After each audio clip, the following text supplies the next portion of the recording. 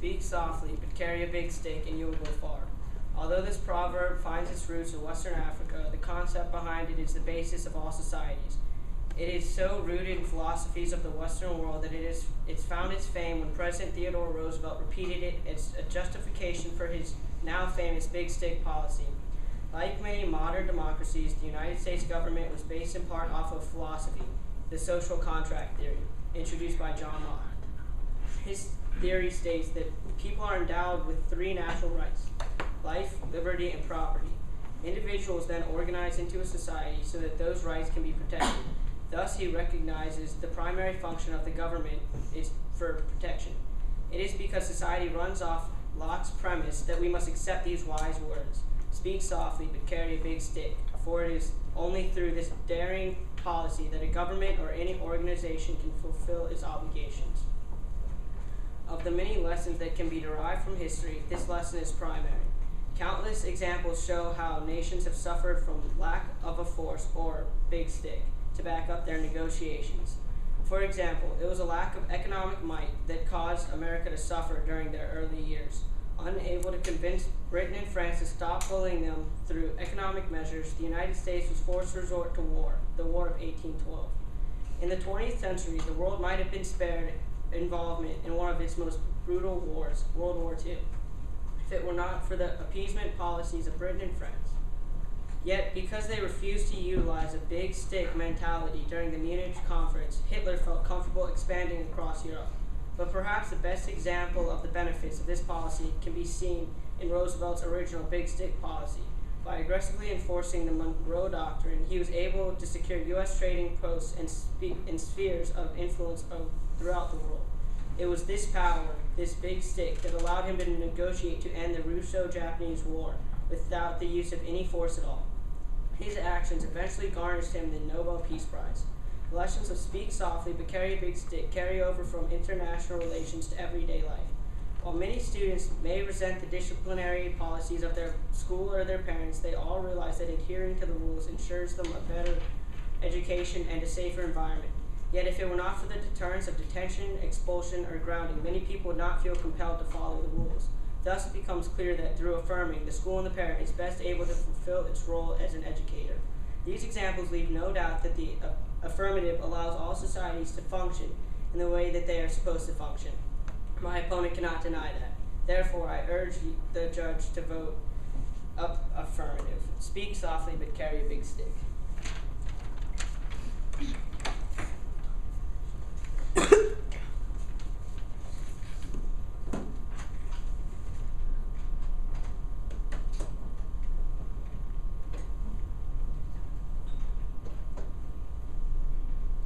John F. Kennedy once said, "Let us never negotiate out of fear, but let us never fear to negotiate." My opponent's proposition to speak softly but carry a big stick and you will go far proposes using diplomacy and negotiations induced by a threat, therefore leading to a negotiation out of fear. What my opponent offers is a visibly false front of negotiation fostered by the big stick. The quote uses the idea of speaking softly, attempting to reference diplomacy. The big stick is a threat that a nation holds to make this diplomacy work. By this, the affirmative advocates a combination of passive negotiation with aggressive threats. This illogical combination of two opposites has been shown time and time again to be a poor method of governing a country. For example, look at the relations between America and Russia during the Cold War. Out of this period of strained relations between the world's two nuclear superpowers came the term mutually assured destruction, conventionally acronymed as MAD. The policy of the United States was to talk peace, but at the same time stockpile thousands of nuclear weapons. The preposterous period stretched on for decades, with sides trying to outdo one another through sheer firepower. The ridiculous part is, there was never a shot fired during the Cold War.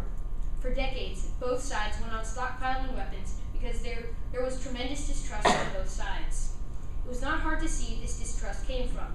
If someone is trying to build up nukes to see how many times they could destroy you, then clearly you'll want to be wary of them.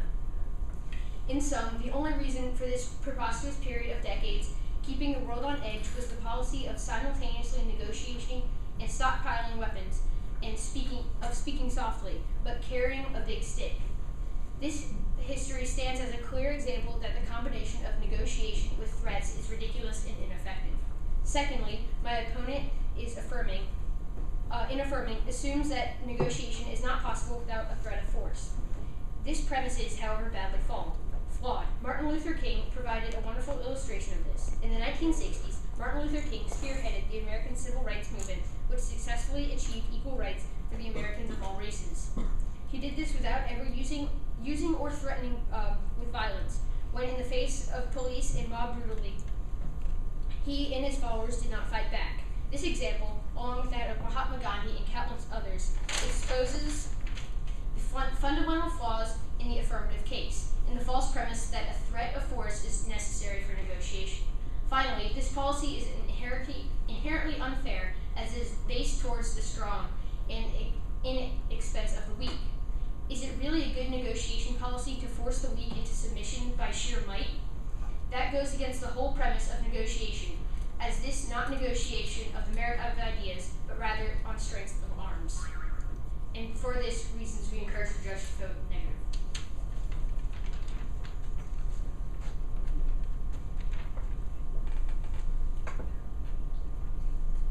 Just do it right here. Yeah. If you'll stand up just at the podium, and that way, hopefully, it'll catch your voices.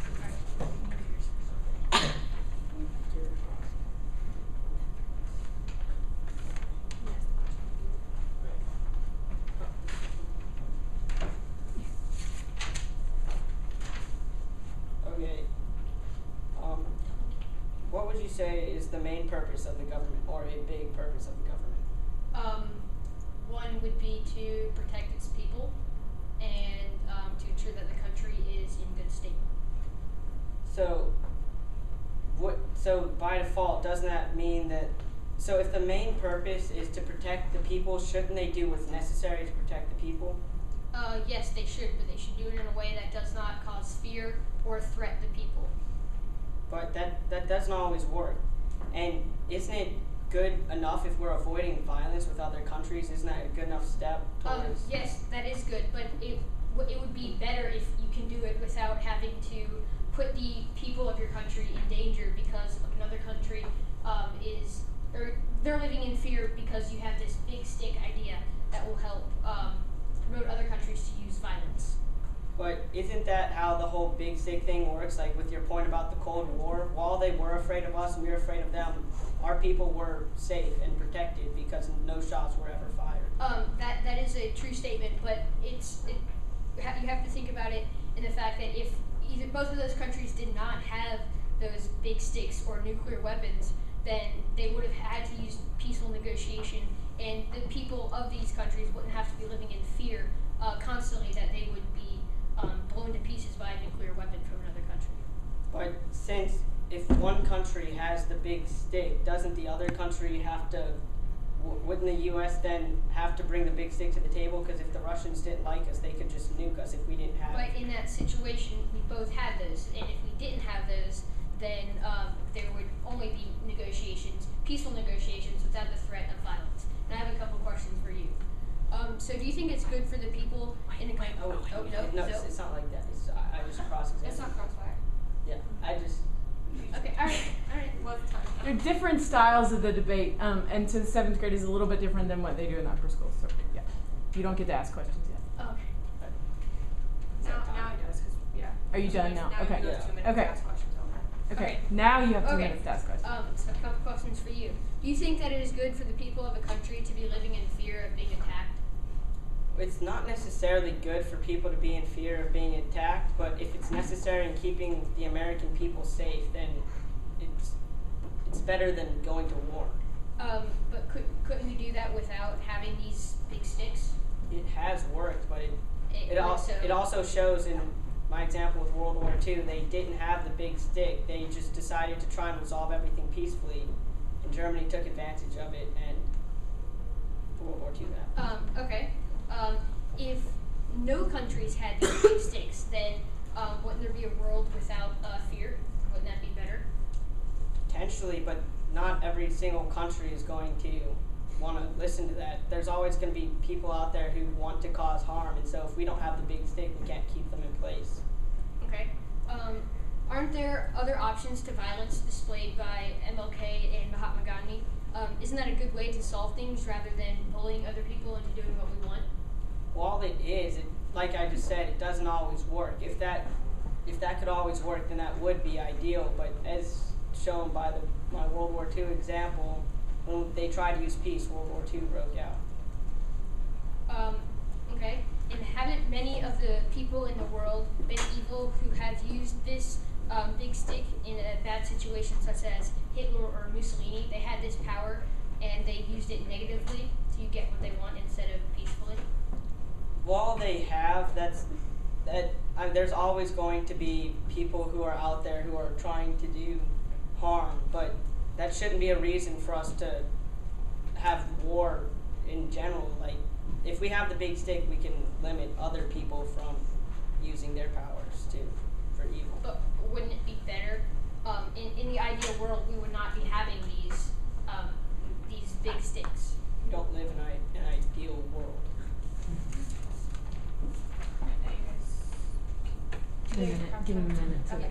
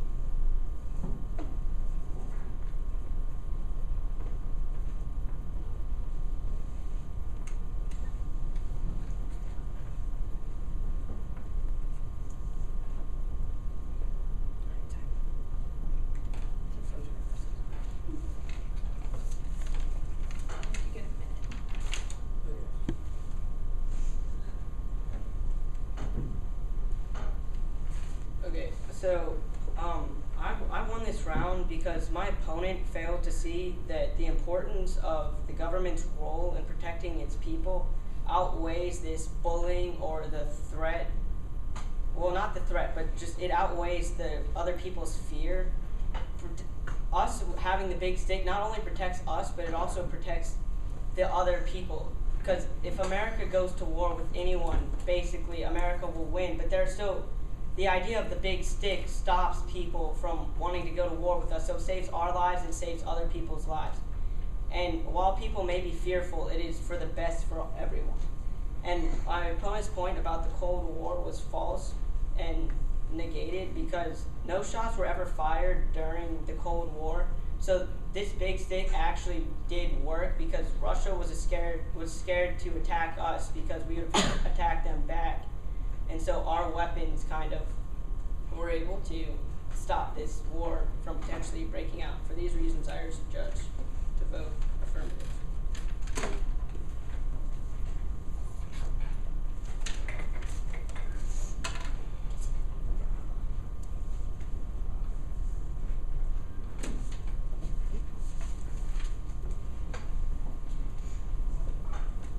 I have won this debate because of a few main reasons. First, my opponent has tried to argue that it is better to have a big stick in order for a nation to survive, but this is just not true. If we can negotiate peacefully, then much time and lives will be saved. Also, people from countries should not have to live in fear because all of their rival countries have big sticks when negotiation is a equal alternative. So think about it this way. If both ways work, having the quote-unquote big stick or peacefully negotiating, then why would the world have to live in fear of being attacked by another country with this big stick when they could just talk the situations out? It simply is just a better, more effective way that saves lives and time. And for these reasons, we encourage the judge to negate the resolution of speak softly but carry a big stick and you will go far. Thank you. All right.